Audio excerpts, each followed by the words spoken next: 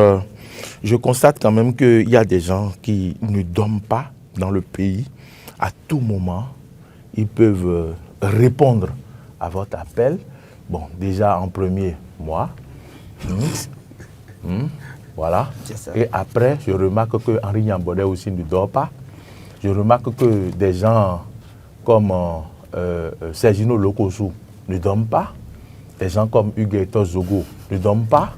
Donc, à tout moment, entre 0h et 5h du matin, on dirait que c'est en ce moment que le jour se lève pour ceux-là. Henri Nyambodé, bonjour à vous. Bon, il faut donc aller chercher les raisons pour lesquelles ces gens ne dorment pas. Est-ce que pour veiller sur le pays, si c'est ça, alors là, on doit les féliciter.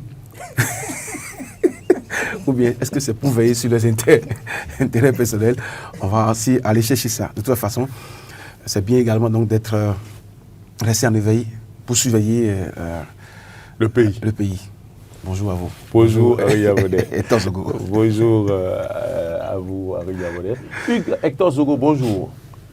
Bonjour Morey, bonjour Henri, bonjour également aux téléspectateurs et à tous les auditeurs de Diaspora FM qui nous suivent en direct. Ainsi donc, vous ne dormez pas, vous veillez sur le pays. Sur quoi veillez-vous?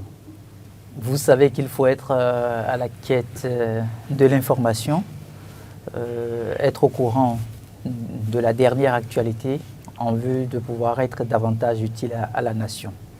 Et je vous rappelle qu'il y a aussi des gens qui ne dorment pas comme vous, des autorités du pays qui ne dorment pas également.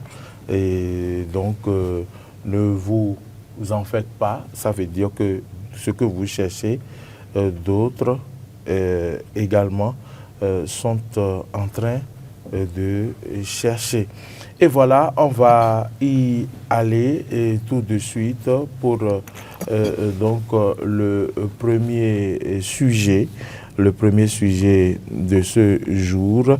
J'ai remarqué donc depuis que les listes ont été publiées, que de plus en plus les quotidiens parlent donc de ces listes, des positionnements, et donc une publication a retenu mon attention parce qu'on parle de jeunes et de jeunesse, et nous avons fait le débat ici. Est-ce que sur ces listes-là, l'on peut dire que l'on a fait confiance aux jeunes ou pas, puisqu'un quotidien en parle? C'est bien l'Émergent qui a retenu notre attention avec l'un de ses titres. Oui, et le titre de l'Émergent disait tantôt législative du 11 janvier 2026, Pagiel Shalom Huemavor, l'un des plus jeunes candidats titulaires de l'UP Le Renouveau dans la 5e circonscription. Et le quotidien ajoute une nouvelle dynamique en marche. Hugues Hector Zogo, Henri Nyambodé, nous avons analysé ici cette situation. Est-ce que l'on a fait de la place aux jeunes? Et nous avons appris qu'il y a eu même des anciens députés qui ont fait des déclarations pour dire qu'eux, ils laissent leur place aux jeunes. Dans la 5e circonscription, voilà un jeune qui a été positionné sur la liste UPR. Et je constate dans mes recherches qu'il est positionné en 5e position, titulaire, s'il vous plaît, sur la liste UP Le Renouveau. Qu'est-ce que cela vous inspire, Hugues Hector Zogo? Ne soyez pas surpris que je vous dise en réalité que c'est le plus jeune de tous les candidats, en réalité positionné sur la liste. Quand on regarde, quand on fait le point des candidats proposés par la liste, par le parti politique Bloc républicain et par le parti l'Union progressiste Le Renouveau, c'est en réalité le plus jeune candidat en âge qui a été positionné. Et a priori, on peut se poser la question de savoir pourquoi une telle promotion. On peut parler de promotion parce que Vous aviez vu, depuis qu'on est en train de décrypter les différentes listes qui sont à notre disposition, on se rend compte qu'il y a de moins en moins de jeunes qui ont été positionnés. Mais quand on s'intéresse un peu à ce 5e titulaire de la liste, il y a une première chose qui aura retenu mon attention. C'est le premier titulaire qui conduit même la liste. Le premier titulaire qui conduit la liste. Et là, c'est le député Messan Diego. Oui. Le député Messan Diego qui déjà, en 2015, a été nommé secrétaire permanent du cadre de concertation de la conférence des ministres en charge de l'emploi et de la formation professionnelle de l'espace UEMOA. Et quand on parle donc de la formation professionnelle et de l'emploi, inéluctablement, c'est aux jeunes qu'on pense. Et donc, on peut se poser la question de savoir, est-ce que ce n'est pas déjà le premier titulaire de la liste, le député Diego, à partir de son influence, qui a permis à ce qu'on puisse avoir un jeune titulaire. D'accord. Parce que quand j'ai parcouru un peu les autres positionnements, il y a eu d'autres candidats qui sont également jeunes, bien évidemment. Mais celui qui a pratiquement le même âge que celui-ci, dont on est en train de parler actuellement, c'est plutôt un suppléant. Il est positionné en tant que suppléant. Et il est positionné en tant que deuxième suppléant au niveau de la 11e circonscription électorale, c'est-à-dire Aplahwe, Diakotome, Koulekamé. Et là, il s'agit d'Anguesso Gaston. C'est un médecin généraliste qui, en réalité, est le suppléant de M. Zinsou Francis Dayalor, lui qui est un entrepreneur. Okay. Donc, vous voyez un peu, le parti Bloc républicain a fait l'option de positionner le plus jeune candidat de sa liste comme un suppléant. Par contre, ici, avec le parti Bloc, l'Union progressiste, le Renouveau, le candidat ici, qui est le plus jeune, non seulement de la formation politique de l'Union progressiste, le Renouveau, mais également du Bloc républicain, lui, il se retrouve être titulaire. C'est un risque. 5e position titulaire. 5e position titulaire. Il s'agit de Kwemavo. Mais pourquoi dites-vous que c'est un risque? C'est un jeune, mais quel parcours a-t-il? Oui, avant que je ne vienne, avant que je ne vienne peut-être à quelques éléments de son parcours, pourquoi je dis que c'est un risque? C'est un risque parce que quand vous regardez la liste BR, il faut aller dans la 5e circonscription électorale aussi pour voir les adversaires de taille qui sont positionnés. Et là, vous vous rendez compte que déjà le tout premier, c'est Rouimbo Bernard, qui a été déjà un député. Et il a eu comme suppléant un ancien député. Il est connu, très connu. Très connu. Il a comme suppléant à Clérenton Michel, qui est un ancien maire d'Alada. Oui, c'est vrai. D'accord?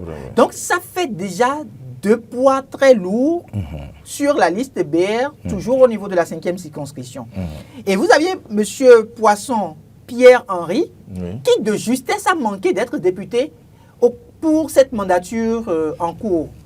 Il était positionné, bien évidemment, au niveau de la liste BR, comme cette fois-ci, mais ils n'ont pas pu rafler plus de sièges pour lui permettre, lui, d'être député à l'Assemblée nationale. Et donc, a priori, il doit vouloir manifester ce qu'on appelle la revanche. Voyez-vous? Et il y a aussi un autre nom, Viahoudé Komlan Florent, qui est le 4e titulaire sur cette liste de BR et qui travaille énormément, c'est un opérateur économique, qui travaille énormément au niveau de Pomancé et qui est très bien connu. Alors, quand on regarde cette liste-là, on peut se dire, mais pourquoi l'Union progressiste prend le risque de positionner le plus jeune candidat en titulaire au lieu de le positionner suppléant? Mais on peut aussi dire pourquoi en 5e position. Parce que là, si les jeunes, normalement les jeunes ils doivent drainer les jeunes. Est-ce que vous suivez ce que je dis? Mais attendez, c'est une stratégie qui a été menée.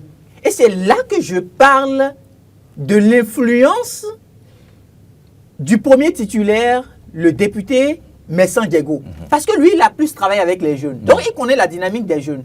Alors, si on positionne un jeune 5e titulaire de la liste, ça voudrait dire que ce jeune-là, en un premier temps, on peut se poser la question de savoir est-ce qu'il a du monde derrière? Est-ce qu'il a du monde derrière? Est-ce qu'il a un parcours? Quel est son parcours? On peut se poser la question. Ben, c'est actuellement... Est-ce qu'on a besoin d'avoir un parcours donné, particulier, avant d'être positionné sur une liste? C'est important.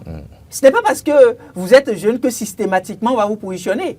Et quand j'ai parcouru un peu le profil, je me suis rendu compte que ce n'est pas une figure inconnue de la scène. En termes de militantisme, il faut dire qu'il a déjà occupé, au cours de la première mandature, de quoi? Le rôle important au niveau, comment on appelle, du Parlement des jeunes. Parlement des jeunes, d'accord. Vous savez qu'aujourd'hui, dans notre pays, le Parlement des jeunes est mis en place pour aider les jeunes à faire l'expérience parlementaire. D'accord. Et donc, c'est comme les jeunes maires. C'est comme un laboratoire? C'est comme un laboratoire, merci, c'est le mot juste. C'est un laboratoire, c'est comme les jeunes leaders du Bénin qui aujourd'hui se forment au leadership politique. Donc, il a déjà, au cours de la toute première mandature, fait cette expérience-là. Vous mesurez donc que c'est depuis plusieurs années qu'il était dans la dynamique de se dire oui, moi j'ai envie d'être parlementaire. Parce que la plupart de ces jeunes-là comme ceux qui disent qu'ils chantent depuis le ventre de leur maman. Pourquoi pas? Les artistes qui disent ça. C'est comme le jeune qui dit moi j'ai envie d'être avocat. Et de tout temps, il se déplace pour rencontrer des avocats, il va au niveau des cabinets, il fait de l'expérience. On voit qu'il y a des signes qui ne trompent pas. Donc, ça c'est un premier signe. Le deuxième signe qui aura retenu aussi mon attention, c'est qu'il a été élu consulaire au niveau de la CCIB. Déjà, mandature 2020-2025. D'accord. Et au cours de cette mandature encore, il est également élu consulaire. Donc, ça voudrait dire qu'en tant qu'opérateur économique, il travaille énormément à essayer de faire porter la voix des entrepreneurs. Jeunes entrepreneurs. Des jeunes entrepreneurs. Donc, imaginez un peu le nombre de jeunes entrepreneurs aujourd'hui qui voudraient le retrouver à l'Assemblée nationale. Et mieux, un autre élément, peut-être le dernier avant que je ne laisse Henri prendre la parole, c'est qu'au niveau du Conseil économique et social actuellement, c'est-à-dire cette 7e mandature qui est en cours, est-ce qu'il siège? Il siège en tant que conseiller. D'accord. Il siège en tant que conseiller. Et pour quelqu'un qui connaît le président Conrad Baguidi, ça va être très difficile qu'il ait un jeune élu consulaire, donc au niveau du Conseil économique et social, positionné titulaire pour prendre part aux élections législatives et ne pas lui donner des stratégies pouvant, pourquoi pas, l'aider à exceller. Je me retourne vers vous, Henri Nyambolé. Est-ce que pour avoir la confiance d'un parti politique pour être positionné comme ça, est-ce que pour être sur une liste, pour aller aux députations, aux élections législatives, j'allais dire, est-ce qu'il faut forcément se faire connaître à l'avance? Est-ce qu'il faut poser des actes dans son milieu de vie pour avoir l'adhésion de la population? Mais non, il faut un engagement communautaire. Il faut un engagement communautaire. Il faut que vous soyez au cœur même des actions, du quotidien des citoyens. Vous ne pouvez pas sortir de nulle part et être positionné. Non, pas du tout, ça ne marchera pas. D'abord, pour apprécier donc, cette position, il faut dire que, vous savez, à l'avènement du président de la République, il y a eu une reconfiguration totale de la classe politique où on veut rajeunir la classe politique et le reste. Et ici même sur ce plateau, on a toujours appelé à ce que les aînés, ces personnes-là qui sont les candidats traditionnels, laissent la place donc aux jeunes. Et le cas de Pakiel, je crois, oui, c'est Pakiel, son nom, Pakiel, oui, est un exemple qu'on doit féliciter. Parce que là, moi, oui, 5e position, 4e position, la position importe peu. Mais déjà, c'est d'avoir eu le mérite d'être positionné. Et ceci ici, il est permanent. Et quand vous cherchez un peu à connaître, donc, oui, Hugues a fait un peu le récit de ses parcours, de son engagement et tout le reste, mais il faut dire que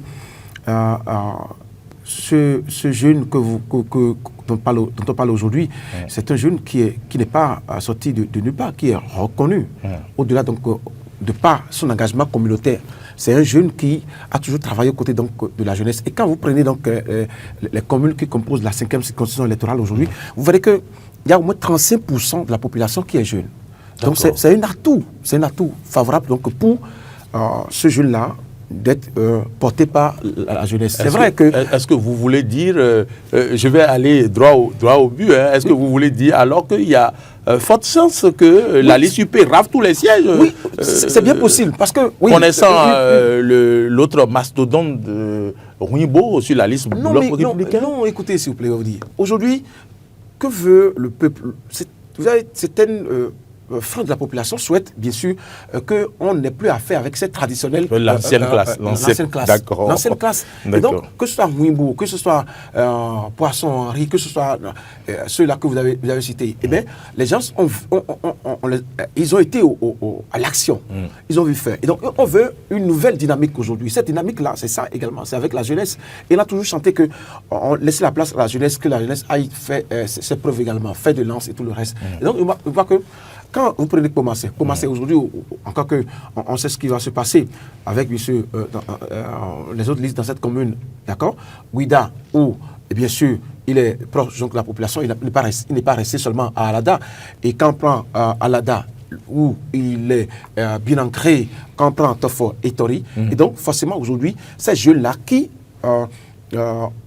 l'ont porté, parce que vous savez, pour ne pas trahir les secrets, quand on veut positionner quelqu'un, il y a une petite enquête qui est faite autour pour voir si celui-là peut mériter donc, la confiance des gens. On ne peut pas mettre quelqu'un sur la liste comme ça. Et donc cette enquête a révélé que Pakiel est celui qui peut porter donc, les idéaux donc, de la jeunesse. Et moi, je pense qu'avec ce on voit là, l'UP, le renouveau peut, bien évidemment, avec son engagement communautaire, avec tous ces atouts que Hugues a eu le plaisir de rappeler tout à l'heure, eh bien, peut justement arriver donc à rafler les sièges. Ce sera une bataille difficile donc, au niveau de la 5e circonscription électorale. Tout le monde a souhaité qu'au moins qu'on envoie les jeunes au devant de la scène. C'est une occasion aujourd'hui. Et donc, les gens, cette jeunesse-là de la 5e circonscription électorale ne laissera pas cette opportunité passer. D'accord? Oui, il y a les traditionnels candidats qui sont là. Et il y a également que, au niveau donc, des candidats traditionnels, il y a des récriminations. Ils ont fait des actions qui ne sont plus acceptées par la jeunesse. Et donc, la jeunesse, aujourd'hui, a tout le temps souhaité qu'il y ait quelqu'un, leur voix, qui porte leur voix dans les instances de décision. Et c'est une opportunité en or pour cette jeunesse-là de la 5e circonscription électorale. Waouh, d'accord. Oui, alors, vous avez une autre préoccupation? Oui, pour qu'on en finisse. Je voudrais quand même dire que l'Union progressiste, le renouveau au niveau de cette 5e circonscription, en fait, 5e circonscription, 6e circonscription, a fait des choix assez stratégiques qui va mettre énormément en difficulté le bloc républicain. Ne serait-ce que ces deux circonscriptions-là, le bloc républicain risque d'avoir énormément de difficultés. La 5e circonscription et la 6e circonscription. Déjà, la femme titulaire qui a été positionnée, c'est Solange Méou, qui est actuellement députée. Vous imaginez? Donc, en voulant revenir à l'Assemblée nationale, elle connaît déjà. Elle est la femme sur la liste. La femme, oui. Elle bénéficie de la place. Il y a une bonus, non, pas c'est ça? bonus. Pas bonus. C'est une expression péjorative. C'est la première femme sur la liste, non? Exactement. C'est-à-dire que la discrimination positive. La discrimination positive. D'accord. Ouais. Ok. Donc d'office, elle va à l'Assemblée. Pas C'est d'office. une femme, oui, si la liste liste parlementaire a raflé, donc, d'accord. Remporte plus de sièges. D'accord. Elle va systématiquement se retrouver à l'Assemblée. Alors, pour quand même le rêve du parti de consolider sa première place en tant que plus grande formation politique ayant plus d'élus, que ce soit des députés ou des maires dans le pays, je suis convaincu que cette dame aussi ne manquera pas de mettre en œuvre beaucoup de stratégies. Donc pour moi, je me dis 4 ou 5 sièges au niveau de cette circonscription-là pour l'Union progressiste, le renouveau, n'en soyons pas surpris. Mais vous avez dit 4 ou 5 ou tous les 5 Parce que le jeune dont vous parlez est en 5e position. Donc il va falloir que les jeunes bataillent dur pour le booster à l'Assemblée nationale. Et si la force qui vient, il a bien fait de rappeler que Solange est positionné également. La force qui vient, c'est qu'il y a que Solange va drainer un monde fou également. D'accord? Wow. Un monde fou également. Donc, forcément, le boulevard est ouvert comme ça. Et quand on prend Pakiel, qui a travaillé également avec la jeunesse, avec le... j'ai parlé d'engagement communautaire, qui a organisé des tournois, qui est au fait donc, des actions de la jeunesse, qui est présent sur un certain nombre de terrains. Et si on ajoute... Avec le député, son nom de famille, s'il vous plaît. Méou, pardon. Et quand on prend Diego, qui est un député et qui est resté dans les proximités de la jeunesse, il n'y a que le travail sera fait. N'oublions pas également que le renouveau a travaillé à ce qu'aujourd'hui ne veut pas laisser sa place donc, de leader. Et forcément, dans toutes les circonscriptions électorales aujourd'hui, l'UP a fait le choix stratégique. Il a bien fait de rappeler la 6e circonscription électorale. Quand vous mettez, on aura peut-être le temps d'en parler, quand vous mettez donc la liste de l'UP, le renouveau de la 6e, à côté donc de la liste de BR, il n'y a pas photo. Donc c'est bien qu'un travail a été fait, un travail judiciaire minutieux a été fait pour quand même bien positionner les gens et qui sont à même de faire rapporter beaucoup de sièges donc, à cette formation politique qui a un ancrage national également. Donc, n'oublions pas ça. Très bien. Hugues, Hector Zogo, donc, Henri Niambodet. Si on fait le point, on se retrouve avec 3 députés positionnés là au niveau de l'Union progressiste, le renouveau, au niveau de la 5e circonscription. Et donc, 3 députés positionnés, on peut a priori se permettre de dire 3 députés déjà qui siègent pour l'Union progressiste, le renouveau. Maintenant, travailler à rafler 2 autres sièges, ça va être une stratégie assez facile pour le parti. Je pense quand même qu'ils ont fait un très bon casting.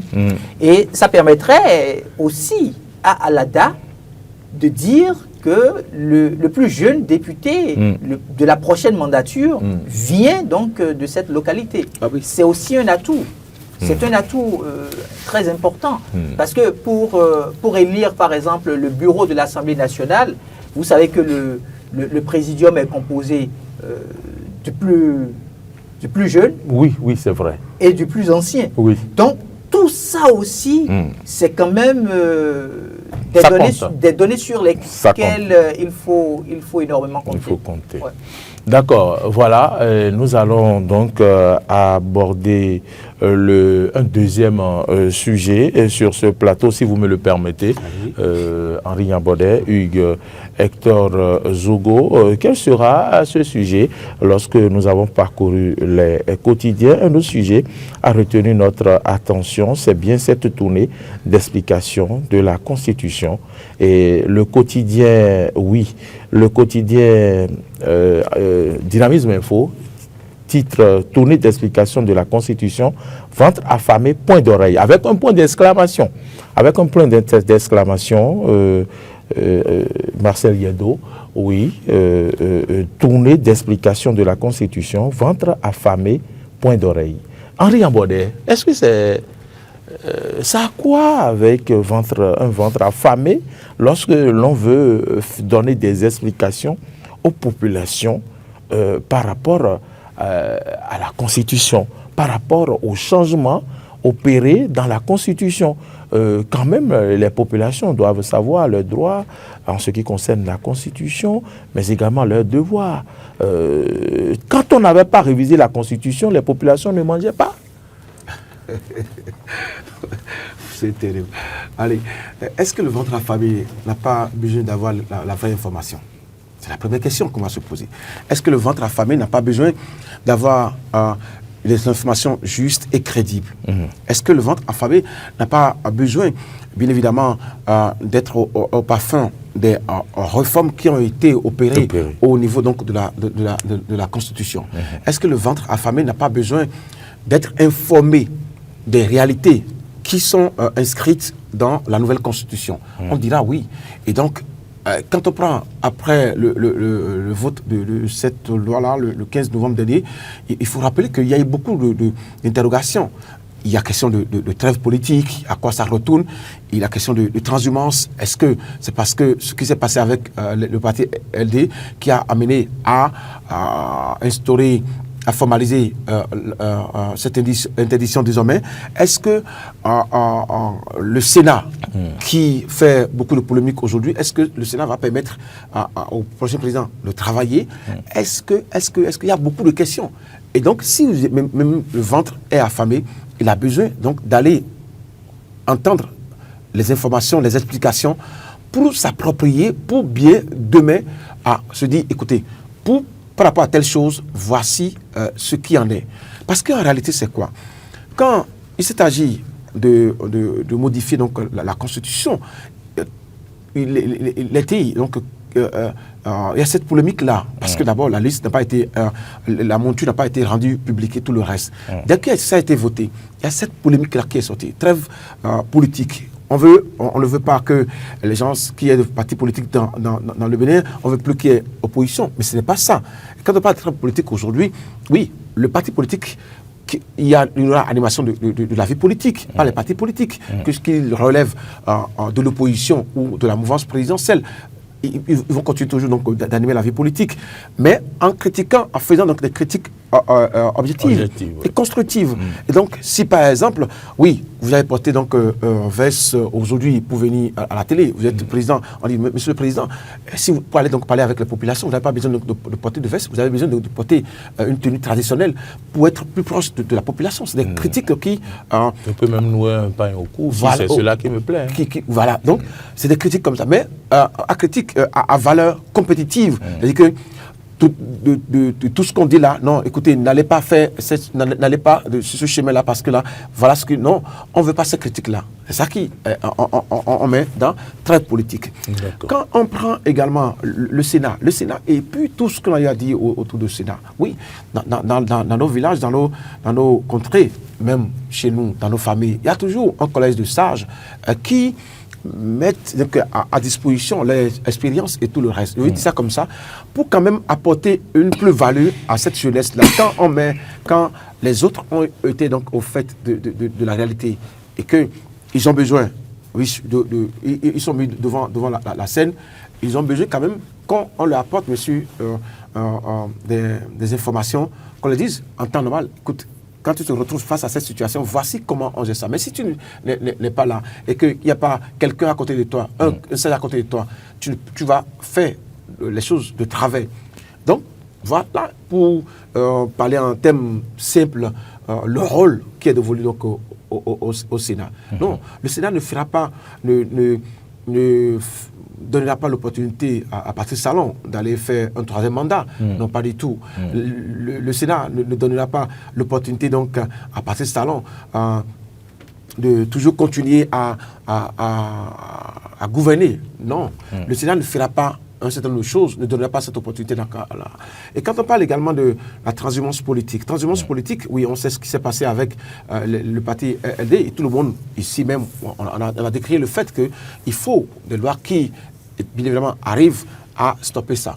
Quand les 6 frondeurs du LD ont démissionné du parti LD, mais ils sont devenus non inscrits ben, ça a perturbé donc tout ce qu'on a eu comme configuration politique au niveau de l'Assemblée nationale, mais aussi, même aussi dans l'appareil politique donc, du parti.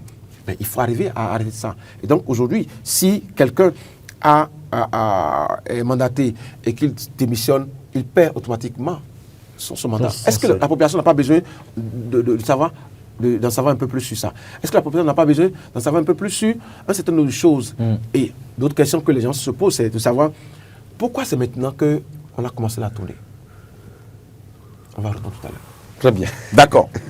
Vous laissez donc Hugues Hector Zogo rebondir sur la question que je vous ai posée. Mais je voudrais vous dire, Hugues, le vin est tiré, il ne reste qu'à le boire. Pourquoi encore parler de ventre affamé si le vin est tiré? Oui, vous savez, on se retrouve dans un contexte politique assez difficile où les populations prennent de plus en plus la parole pour revendiquer leurs droits. Avant qu'on ne procède donc à la révision de cette constitution de notre pays, la démarche aurait été d'aller au contact des populations en un premier temps, de leur expliquer le bien fondé de cette proposition de loi, de recueillir éventuellement leurs avis et de pouvoir faire le débat de manière objective, en se disant oui, ce que nous défendons au Parlement là, ce que nous défendons à l'hémicycle, c'est bel et bien ce qu'on a pu recueillir de la part de nos compatriotes. Malheureusement, ça n'a pas été fait. Et on peut comprendre que c'est une question de calendrier politique. C'était un agenda politique qu'il fallait faire exécuter assez vite. Et donc, les députés à l'Assemblée nationale, que ce soit ceux-là qui ont fait la proposition de loi, tout comme ceux qui, dans la foulée, ont rejoint la mouvance présidentielle pour qu'on puisse procéder à la révision de cette loi fondamentale, se retrouvent aujourd'hui dos au mur. Dos au mur parce que il y a un leader politique qui parfois leur demande de se mirer. Quand il manque de jouer leur partition, il leur demande de se mirer. N'oubliez pas que c'est dans ce même pays qu'on a eu des députés à l'Assemblée nationale qui ont voté des textes de loi, mais qui ont eu de difficultés à pouvoir comprendre le contenu de cette loi. Et c'est finalement une loi interprétative qui a été prise. Ils ont dû être obligés de recourir à des institutions pour qu'on leur explique eux-mêmes le contenu d'une loi censée débattue à l'hémicycle avant d'être votée et plus tard promulguée par le chef de l'État. Donc je me dis, dos au mur, il y a la pression du président de la République qui leur dit, oui, vous avez voté une loi, vous avez touché à la loi fondamentale. Moi, en tant que président de la République, je n'en suis pas demandeur. Allez expliquer aux populations ce que vous aviez fait. Et donc, ils vont se retrouver avec nos compatriotes, ils vont se retrouver dans les villages, dans les hameaux, pour dire ce qui les a poussés à voter, à réviser la constitution de notre pays, sans pouvoir recueillir en amont l'aval du peuple. Quand ils vont rencontrer les populations, si les populations ont faim ou pas, et si réviser la constitution de cette manière-là, c'était le plus urgent, les populations vont le leur dire. Si la démarche qu'ils ont eu à mener, c'est une bonne démarche, dès qu'ils vont se retrouver sur le terrain, nous aurons les échos et nous allons revenir analyser tout ça. Donc pour moi, à l'instant, on se limite au fait qu'il y a une descente qui doit se faire dans tout le pays. Les députés à l'Assemblée nationale vont, à la limite, mettre la charrue devant les bœufs, comme on se permet de le dire. On verra la conséquence. C'est la conséquence qui nous permettra de savoir est-ce que c'était opportun ou non de pouvoir se déplacer et de chercher maintenant à partager l'information avec les populations. Parce que la loi fondamentale, c'est en fait ce qui nous réunit le plus. C'est ce que nous avons le plus cher à partager ensemble. C'est la loi fondamentale du pays. Maintenant, quand vous voulez toucher à cette loi fondamentale, c'est vrai que vous êtes des représentants du peuple, mais avant de pouvoir toucher à la loi fondamentale, il y a un préalable à faire. Certains députés vous diront, oui, on a pris contact avec notre base avant de le faire. Maintenant, il y a ce qui se dit un peu partout et le constat que chacun peut faire de manière objective. Henri, vous vous êtes posé une autre question à laquelle vous allez répondre maintenant. Non, écoutez, la Constitution elle-même a posé donc les bases de sa révision. Et donc, dès lors que la Constitution a posé les bases de sa révision, on peut choisir de faire la consultation populaire pour passer au référendum et passer à autre chose. Mais les députés ont préféré aller avec la première méthode, qui est donc les 3 quarts et tout le reste avec tout ce qu'on a eu là. Parce qu'en réalité, quand, vous savez, après le vote, il y a eu cette polémique-là sur le Sénat, sur la traite politique, je cite comme ça les choses. Si il fallait faire la consultation populaire et que les gens iront vers le peuple, bien les citoyens, pour leur poser la question de savoir est-ce que vous voulez qu'on fasse le Sénat? Est-ce que vous voulez qu'on passe à la trêve? Donc, il y aura un temps relativement long pour arriver donc à passer au vote cette loi-là. Mais la formule trouvée est que on arrange les choses. On arrange les choses en sorte que ça répond aux normes, ça répond aux idéaux, ça répond aux réalités béninoises.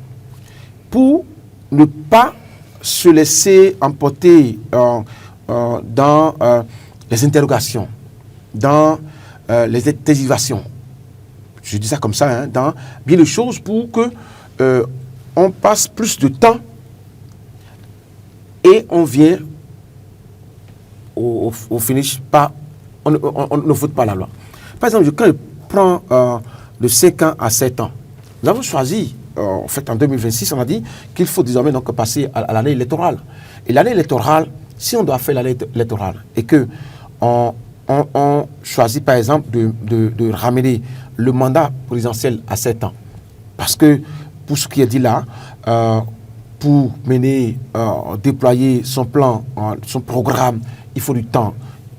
Et donc, si on envoyait, par exemple, le mandat du président à 7 ans et qu'on laissait le mandat des élus municipaux à 5 ans et qu'on laissait les députés à 5 ans, on va se retrouver encore dans la même dynamique que ce qu'on a souhaité quitter.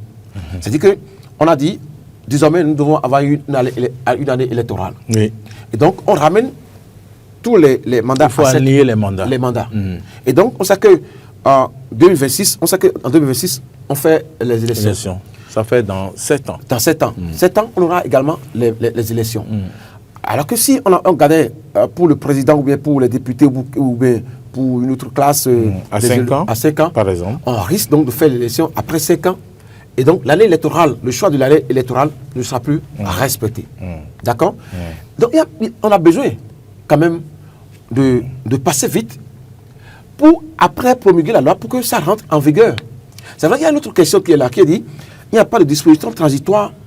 Parce que la question que les gens se posent, c'est de savoir si est-ce que cette constitution votée, est-ce que ça s'applique directement à Patrice Talon, qui est déjà à la fin de son mandat, à 5 mois ou bien à 6 mois de la fin de son mandat. Est-ce que ça s'applique à Patrice Talon?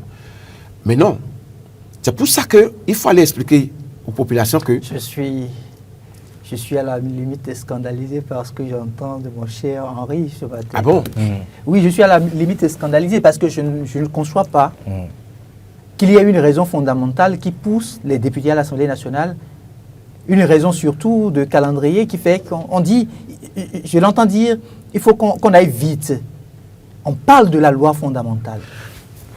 On parle de la loi fondamentale, certes, qui a prévu le mécanisme de révision. Mais si vous savez qu'il faut aller vite, qu'il faut vous réviser, mais pourquoi vous retournez voir les populations si leurs avis ne comptaient pas entre-temps? Non. Ça, pour moi, ça n'a pas... Ici, il n'est pas question de prendre l'avis des populations. Non, parce qu'on est en train... Vous n'avez pas compris. La tournée, c'est la tournée d'appropriation, d'explication sur les innovations qui ont été portées. Vous prenez des innovations. C'est pas la même chose. Il n'y a pas le temps pour les informer. Vous prenez des innovations. C'est comme si vous insultez le peuple béninois. Comment? Le béninois est assez intelligent pour comprendre ce qui est bien pour son pays. Vous n'avez-vous pas n'avez-vous pas dites-moi, n'avez-vous pas des acteurs d'envoyer les députés à l'Assemblée nationale pour vous représenter? N'avez-vous pas? Parce que s'ils sont vos représentants, donc ils ont tous les droits de parler en votre nom. Oui, ou bien c'est pas ça. Vous auriez souhaité. Les députés doivent parler au nom des populations qui les ont envoyés à l'Assemblée, non? Si pour voter chaque loi, ils doivent descendre sur le terrain. Où est-ce que vous mettez la question de la redevabilité qui est un principe de... Mais c'est ça, c'est quoi, non? C'est quoi la redevabilité? Non, mais la redevabilité vous impose quand même de prendre contact avec vos populations. La redevabilité? Oui. Attendez, s'il vous plaît. La redevabilité, c'est le fait... On va le laisser aller au bout. Nous sommes en train de parler de la loi fondamentale. Et la loi fondamentale, c'est le soubassement de la République. Ce n'est pas une loi ordinaire. Bon. C'est le soubassement de la République. Qu'est-ce qu'il fallait faire? Ce qu'il fallait faire, nous avons 24 circonscriptions électorales. Ça ne coûte absolument rien. En intervalle d'une semaine, de pouvoir se retrouver au niveau des 24 circonscriptions électorales, par exemple, on a des députés à l'Assemblée nationale. On a des suppléants. À la fois les députés et les suppléants, une fois qu'ils savent, pourquoi c'est en ce moment précis-là qu'ils déposent la proposition de loi sur la table? Oui, mais... S'ils savaient que c'était si important, pourquoi ils n'anticipent pas? Parce que là, c'est brimer le citoyen. Non, mais cette révision de la Constitution, est-ce que ce n'est pas pour le bien du peuple? C'est pas pour son mal. Donc, alors, si ça veut dire qu'on peut le faire et l'informer. Alors, non. Si c'est pour mon bien, et vous voulez avoir mon avis, d'accord? Vous voulez mon implication dans ce qui va se faire après la... Là, ce n'est pas une implication, c'est une explication. Mais écoutez, vous parlez par exemple de trêve politique. Même si ils avaient fait la tournée avant, qu'est-ce que les populations auraient pu changer? Non, attendez. Vous parlez voilà. Non, attendez. Dites-nous, qu'est-ce que les populations auraient pu changer? Écoutez-moi. S'ils avaient fait la tournée d'explication avant de partir à l'Assemblée. Qu'est-ce que les populations auraient pu changer? Les citoyens partagent leur point de vue avec les représentants à l'Assemblée nationale. Non, dites-nous que les populations n'auraient pu rien changer. Et donc, on n'aurait pas empêché la révision de la Constitution. Le débat, la proposition de loi qui a été faite, à aucun moment on a entendu dire qu'on devrait passer de 5 ans à 7 ans. Mais c'est au cours des débats que cette proposition-là est sortie. C'est au cours des débats à l'Assemblée nationale qu'on a pu avancer pour se retrouver à 7 ans. Ça voudrait dire que... Et c'est une mauvaise chose d'être à 7 ans. Mais je ne vous ai jamais dit que c'est une mauvaise chose. C'est une mauvaise chose que d'aligner les élections. À aucun moment je vous ai dit que c'est une mauvaise chose. Ce que je voulais vous dire, c'est ceci. Aujourd'hui au Bénin, des opposants au président Patrice Talon, par honnêteté intellectuelle, apprécient le bien fondé de ces réformes. Donc, par conséquent, ce n'est pas parce que les gens sont réfractaires à un moment donné sur un certain nombre de sujets que dès que ça concerne le vivre ensemble, vous n'allez pas mener les démarches adéquates. Mais on parle de trêve politique. La trêve politique va se mener où? N'est-ce pas au niveau des partis politiques? Les partis politiques sont constitués de qui, si ce n'est pas les citoyens? Ça coûte quoi que l'on vienne vers les citoyens pour leur dire voici la proposition que nous sommes en train de vouloir déposer à l'Assemblée nationale. Notre proposition tient compte de ce que dans notre pays, de tout temps, dès qu'on élit un président de la République, on ne lui accorde pas le temps de travailler. Donc, on ne réfléchit pas aux questions de développement. Et donc, on n'est que dans les questions d'intérêt partisan. Par conséquent, on veut proposer, dans la révision de la Constitution, on veut proposer un article qui parle de trêve politique. Le citoyen se sent concerné. Si vous voulez qu'il y ait une démocratie participative, c'est la démarche à mener. On ne va pas se renfermer dans une démocratie où c'est exclusivement l'élite politique qui prend la parole. L'élite politique ne peut pas prendre la parole exclusivement au nom des citoyens. Parce que la République n'est pas constituée que des élites politiques. La preuve, quand ils ont fini maintenant, pourquoi ils ne sont pas restés juste au niveau de leur famille? Et ils veulent aujourd'hui retourner au niveau des populations.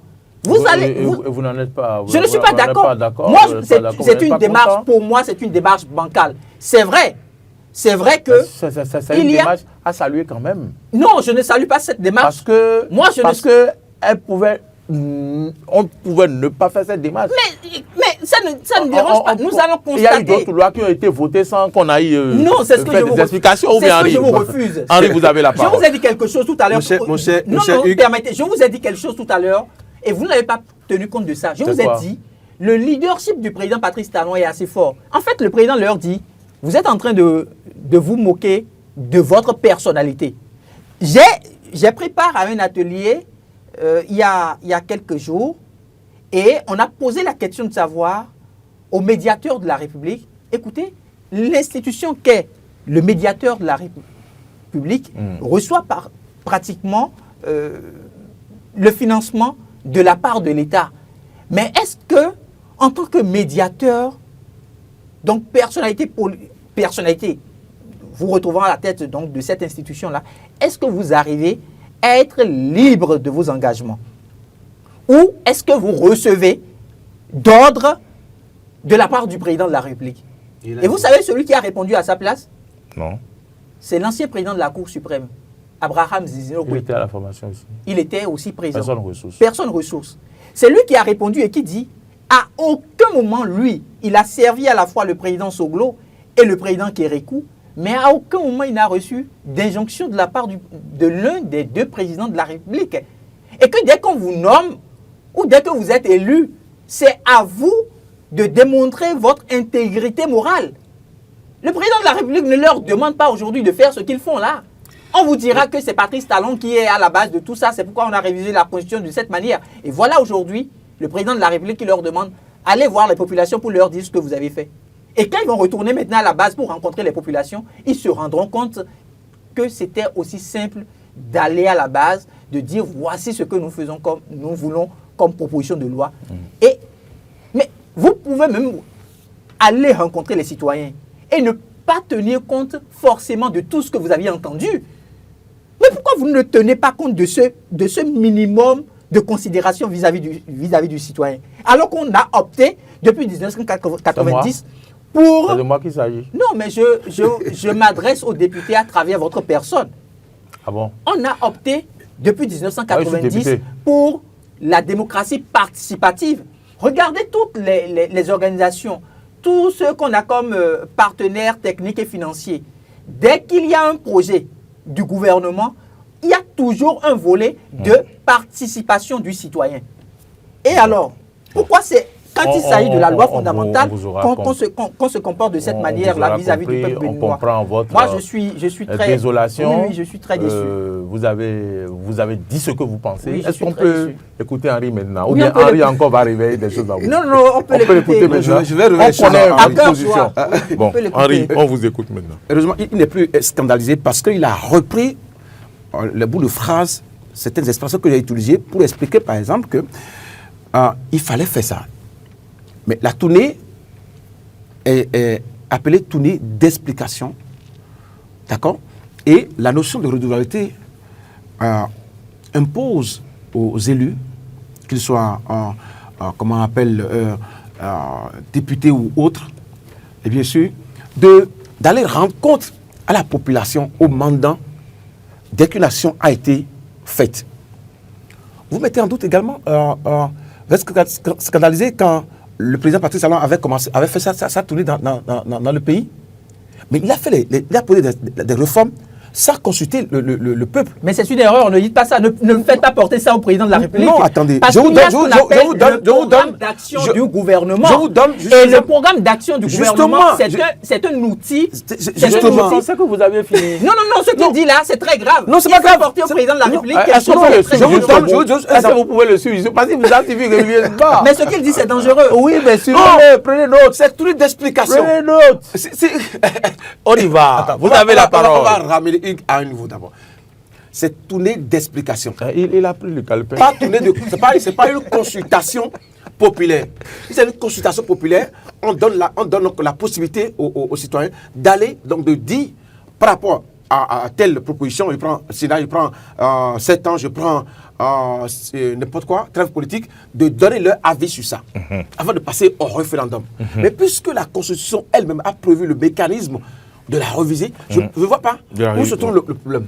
L'autre acquis, c'est que les députés, d'accord, les députés sont les représentants de qui? Du peuple. Du peuple. Oui. Donc porte la voix du peuple. Il faut dont Hugues Hector Zogo. Du peuple dont Hugues Hector Zogo. Pourquoi il souhaite que, parce que c'est la loi fondamentale, pourquoi il souhaite que ces députés-là reviennent maintenant lui demander, mon cher Hugues, on veut modifier la Constitution. Tel article. On veut mettre Sénat dans la Constitution. Qu'est-ce que tu en penses? Pourquoi il souhaite que ces mêmes députés à qui il a donné mandat reviennent lui demander ça? Mais non. Vous l'avez donné cette opportunité d'aller parler en votre nom. Encore qu'aujourd'hui, la loi n'est pas promulguée. La loi n'est pas promulguée. Et à aucun niveau, il n'est pas question donc de prendre l'avis des citoyens. Ici, il s'agit de leur expliquer, de leur faire approprier les nouvelles, les innovations contenues dans... Pourquoi pas leur expliquer les tenants et les aboutissants de cette révision? Alors, donc, je voudrais rebondir. Je pensais que vous aviez fini. Non, je voudrais rebondir. Tout à l'heure, en parlant de la tournée d'explication, il a fait allusion à la réédition de comptes du président de la République. Réédition de comptes, la redevabilité également. Et il parle de la redevabilité. Mais on ne parle pas de redevabilité sans une action qui se retrouve en aval. Quand vous prenez par exemple la réédition du compte du président de la République, c'est basé sur quoi? C'est basé sur le fait qu'en amont, on a eu ce qu'on appelle le programme d'action du gouvernement. Et le programme d'action du gouvernement, ce n'est pas un document qui est élaboré dans un cabinet. Non. C'est l'avis des citoyens pris en compte dans leur globalité, au niveau de chaque commune. C'est des ateliers qui sont menés avec des experts. Non. Laissez-moi aller au bout de mes idées. Le programme d'action du gouvernement, d'accord, le candidat, lors de la campagne, présente un programme. Et c'est par rapport à ce programme-là qu'il est voté, que les citoyens votent, d'accord? Ce que vous dites là, c'est par rapport au plan de développement communal. Non, attendez. Pas du tout. On va faire confusion. Pas du tout. Au niveau supérieur, au niveau du président, le candidat, quand il est candidat, il vient nous présenter à Maury et à Henri, voici le programme que je vais exécuter. D'accord? Dès que vous me lisez, voici ce que je veux mettre en exécution. D'accord? Ok. Quand il fait un temps, il vient nous voir pour dire, dans ce que je vous avais dit, voici ce que j'ai réalisé, voici ce qu'il reste à faire. Il s'agit là de redevabilité, de reddition de comptes. D'accord? Mais quand il s'agit de consultation, d'accord, on rentre au niveau communautaire. Oui. D'accord? À la base. Le maire, Angelo Amandine, veut faire son plan de développement communal. Il déploie donc les experts dans les communautés qui vont, d'accord, voir les citoyens pour dire dans quelle localité. Dites-moi, est-ce que vous avez de l'eau ici, vous avez de l'eau, de l'électricité, vous avez l'école, vous avez ci et ça et ça. On recense les problèmes. D'accord, on recense ces problèmes-là et qu'on met dans un document. Et ces documents-là passent à la validation. D'accord? Et on a un plan de développement communal. Et on passe première génération, deuxième génération, quatrième génération. D'accord? On va passer donc à la cinquième génération prochainement. C'est ça. C'est pas la même chose que vous dites. Comment est-ce que vous pouvez... D'accord, on va alors lui redonner la parole. On a suivi vos explications. Vous avez voté président... C'est pas... Je dis comme ça. Vous avez voté... On peut lui demander qui il a voté. Par rapport à quoi? Vous avez voté parce qu'il est beau, parce qu'il est grand. Vous avez voté par rapport à quoi? Non, je tombe des nues. Comment est-ce que vous pouvez dire... Comment est-ce que vous pouvez dire un instant que le programme d'action du gouvernement, ce n'est pas un document élaboré à partir des recommandations, à partir des requêtes des citoyens. C'est un document élaboré à partir des requêtes des citoyens. Parce que ce qui doit être fait par l'État, c'est vis-à-vis des citoyens que ça se fait. Et donc, plusieurs experts sont sollicités. Vous avez par exemple des experts en gouvernance publique, ainsi de suite, qui sont invités et qui, après que l'on ait fait le travail de base, c'est-à-dire l'enquête, les besoins des populations. Vous le faites comment? Mais C'est une enquête qui se fait, cher ami. Si vous êtes candidat pour les élections qui viennent. Le fait que vous soyez, écoutez-moi très bien. Non, ne confondez pas. Vous avez le programme du candidat, d'accord, qui n'a rien à voir avec le programme d'action du gouvernement. Ah mais non, c'est ça qui transcende. Non, écoutez, ça n'a rien à voir avec ces deux documents stratégiques et qui sont différents. Je pense que ce qu'il dit je suis d'accord, est quand même soutenable. Je suis d'accord que le programme d'action du candidat vient avec un programme. D'accord, qui n'est pas forcément le programme d'action du gouvernement. Qui ne peut même pas être le programme d'action du gouvernement. Parce qu'après, quand il est élu, qui définit la vision. Voilà. Non, quand il est élu. Qui définit la vision. Bon, c'est lui, mais. C'est lui, non? Donc, il vient avec un programme. D'accord? Qu'on transforme en programme d'action du gouvernement. Non. Non, okay. C'est comme si ça voudrait dire que... Mais il définit un programme, d'accord? Oui. Et dans le programme d'action du gouvernement, oui. il peut y avoir une partie de son programme. Évidemment. Évidemment, si le programme... Et il peut y avoir même tout son programme en plus d'autres priorités. Merci. Parce que c'est de ça qu'il parle. D'autres priorités. C'est pas la même chose que dit mon cher ami. Non, peut-être qu'il se mélange un peu les pédales. Non, pas du tout. Je vais vous donner un autre exemple. Vous avez vu le document Bénin Vision 2060. Ça a été élaboré comment? C'est sur la base des experts qui ont travaillé.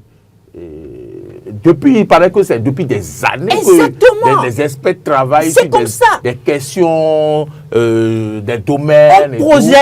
On projette l'avenir du pays. Mais l'avenir du pays ne se projette pas sans qu'on ne recueille à la base les réalités socio-communautaires.